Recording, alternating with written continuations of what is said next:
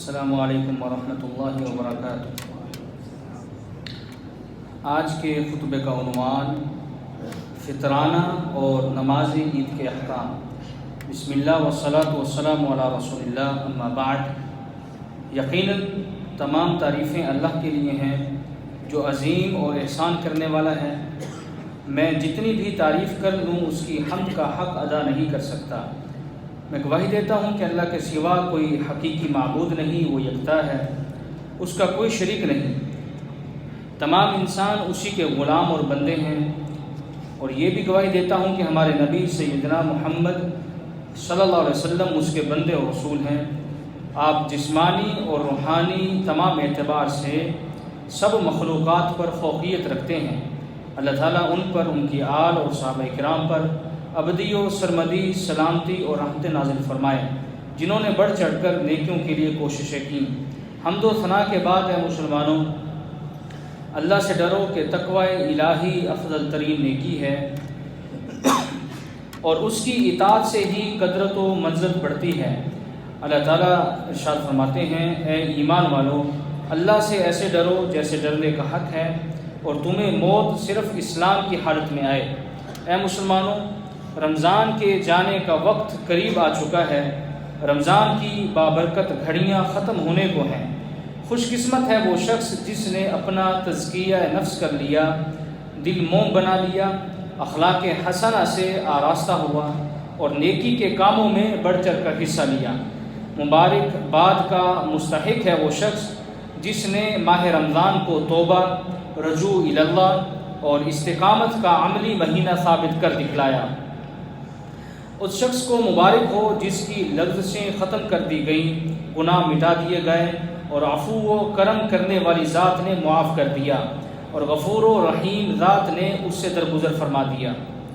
اس شخص کو مبارک ہو جس نے انعامات حاصل کر کے اپنی گردن کو جہنم سے آزاد کرواتے ہوئے جنت کو پا لیا، اور اے وہ شخص جس نے اس ماہ کو غفلت اور سستی میں گزار دیا اور نافرمانی، لاپرواہی سے بھرپور رکھا، اور اس مہینے کو اپنے اوپر بوجھ سمجھتے ہوئے اس سے روگردانی میں گزار دیا۔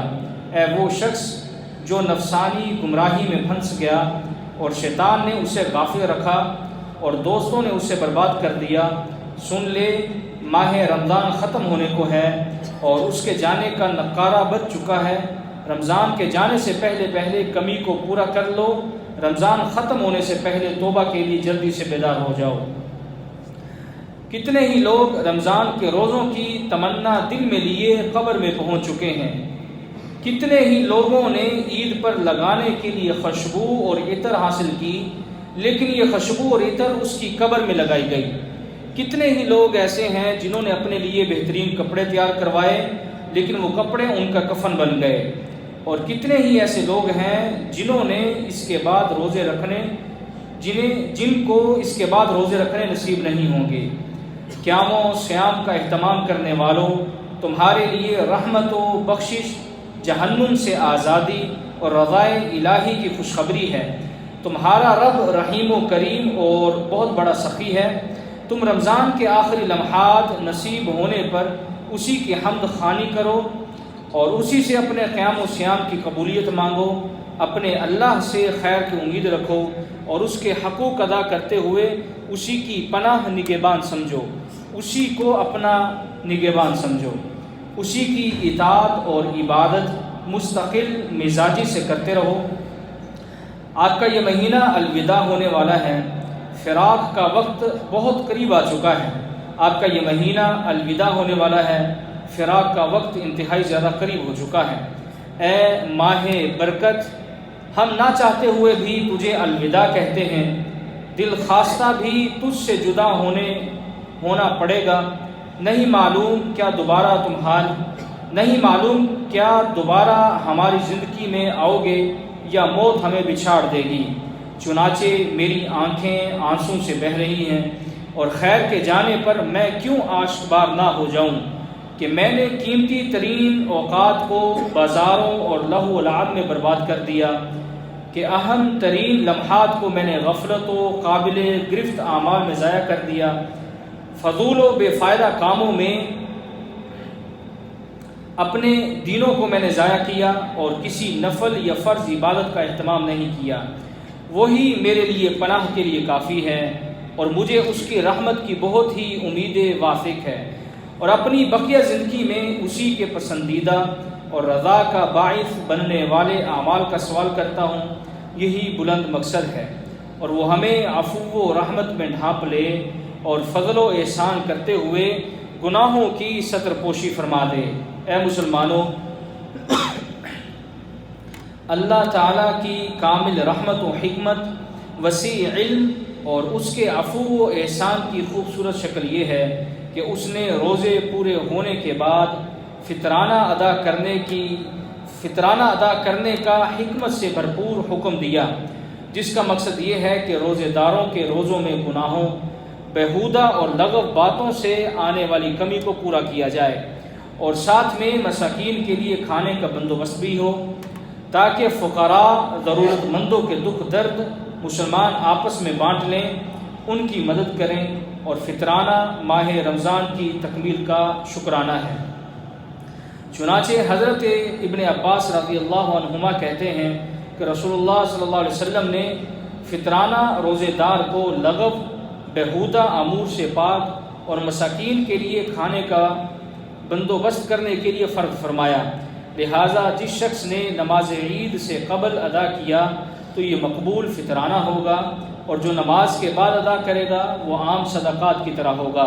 رواہ ابو داؤد و ابن ماجہ۔ فطرانہ ہر اس فرد کی طرف سے بندے پر واجب ہے جس کا خرچہ اس کے ذمے واجب ہو۔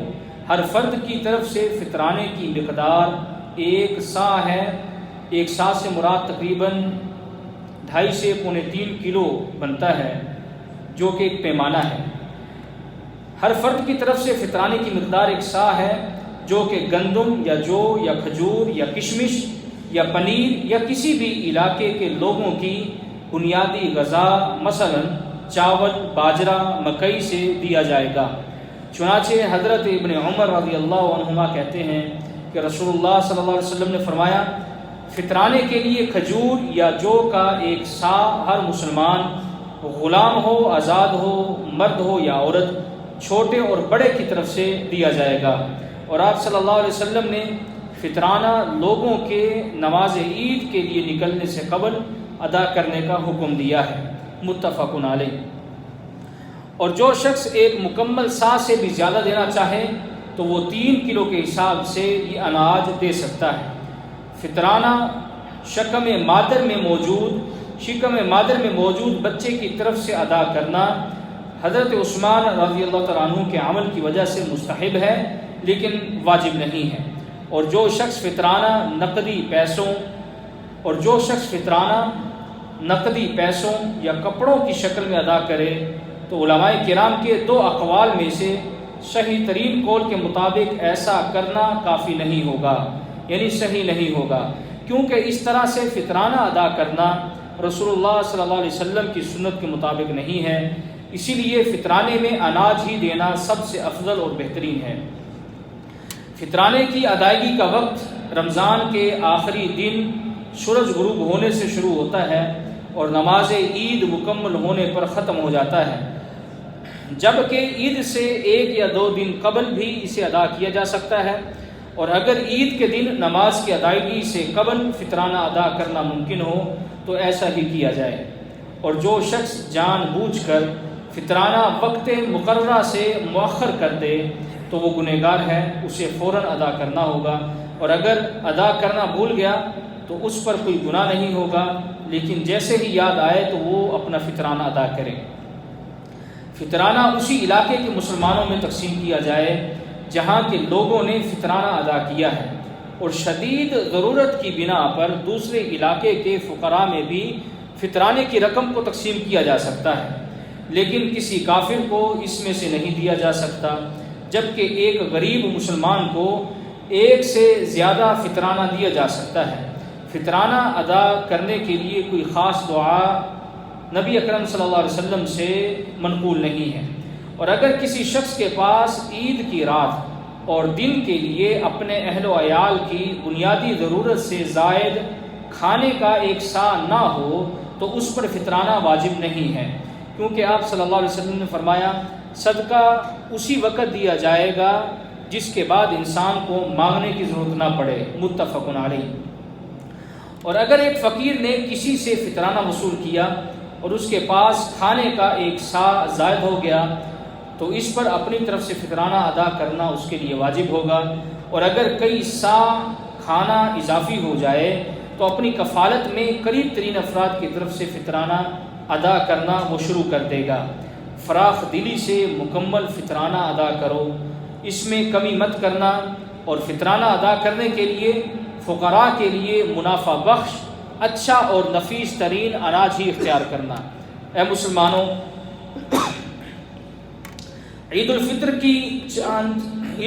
کی چاند رات سے خطبہ عید مکمل ہونے تک اللہ تعالیٰ کی تعظیم اور عبادت کی توفیق و رہنمائی پر شکر کرتے ہوئے تکبیرات کہنا شرعی عمل ہے۔ فرمان باری تعالیٰ ہے، اور تاکہ تم تعداد پوری کرو اور اللہ کے بتلائے ہوئے طریقے کے مطابق تکبیرات کہو، شاید کہ تم شکر گزار بن جاؤ۔ اور حضرت عبداللہ ابن عباس رضی اللہ عنہما کہتے ہیں کہ مسلمانوں پر حق بنتا ہے کہ شوال کا چاند دیکھنے پر وہ تکبیرات کہیں۔ چنانچہ چاند رات کو سورج غروب ہونے سے لے کر نماز عید تک با آواز بلند مساجد، بازاروں، گھروں، سفر و حضر گویا کہ ہر حالت میں تکبیرات کہو، اور اس عظیم عمل کو اعلانیہ طور پر کرو، اور خواتین تکبیرات کہتے ہوئے آواز بلند نہ کریں۔ اہل غفلت کو موسیقی، فحاشی اور حرام گلوکاری کے آلات سے اپنے آپ کو بچانا چاہیے، اور ان قیمتی لمحات کو شیطانی سروں اور فاسق و فاجر لوگوں کے کلام کے ساتھ ضائع نہیں کرنا چاہیے۔ اے مسلمانوں، نماز عید واضح ترین مذہبی فریضہ اور عظیم شعائر میں سے ہے، چنانچہ نماز عید ادا کرنے کے لیے نہا دھو کر خوبصورت، اچھے اور بہترین لباس زیب تن کر کے آؤ۔ خواتین بھی اس دن کی برکت و پاکیزگی حاصل کرنے کے لیے عیدگاہ آئیں، حتیٰ کہ ماہواری والی خواتین بھی خیر اور مسلمانوں کی دعا میں شرکت کے لیے حاضر ہوں گی، اور عیدگاہ آتے ہوئے با پردہ و باعفت انداز میں خواتین گھر سے نکلیں، خوشبو لگا کر یا بے پردہ ہو کر یا بھڑکیلے کپڑے اور اپنی زیب و زینت کی نمائش کرتے ہوئے خواتین گھروں سے مت نکلیں۔ چنانچہ رسول اللہ صلی اللہ علیہ وسلم کا فرمان ہے کہ اللہ تعالیٰ کی باندیوں کو اللہ کی مساجد سے مت روکو۔ خواتین کو چاہیے کہ وہ بغیر خوشبو لگائے مسجد میں آئیں، جیسا کہ حدیث میں ہے، رواہ ابو داؤد۔ اور جس شخص سے عید کی نماز مکمل رہ جائے یا ایک رکعت رہ جائے تو اسے اسی طرح ادا کیا جائے جیسے عید کی نماز ادا کی جاتی ہے۔ اور عید نماز کے لیے نکلنے سے پہلے عید الفطر کے دن کچھ کھانا سنت ہے۔ چنانچہ جناب انس رضی اللہ تعالیٰ عنہ کہتے ہیں کہ رسول اللہ صلی اللہ علیہ وسلم عید الفطر کے دن تاک کھجوریں کھائے بغیر عیدگاہ نہیں جاتے تھے، رواہ البخاری۔ اللہ تعالیٰ میرے اور آپ سب کے لیے قرآن مجید کو خیر و برکت والا بنائے، مجھے اور آپ سب کو اس سے مستفید ہونے کی توفیق عطا فرمائے۔ وآخر دعوانا الحمدللہ رب العالمین۔ عید کی نماز ٹھیک 5:30 بجے اس مسجد میں کھڑی ہوگی۔ عید کی نماز 5:30 بجے، 5:30 پر۔ جزاکم اللہ خیر۔